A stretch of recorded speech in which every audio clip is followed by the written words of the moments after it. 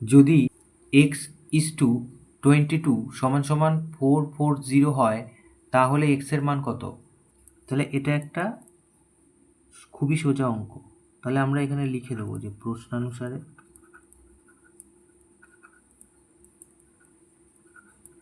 x:, এইটা সমান সমান 440।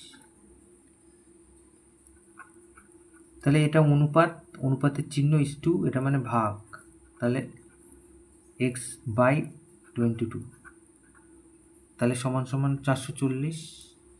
এইবার আমরা কোনাকুনি গুণ করব, এর নিচে 1 আছে, x একে x আর 22 গুণ 440। তাহলে x এর মান কত হলো? x সমান সমান 44 দুগুণে 88, হাতে 8, 44 দুগুণে 88, 89, 90, 91, 92, 93, 94, 95, 96, আর একটা শূন্য। তাহলে x এর মান হলো এটা। তাহলে অতএব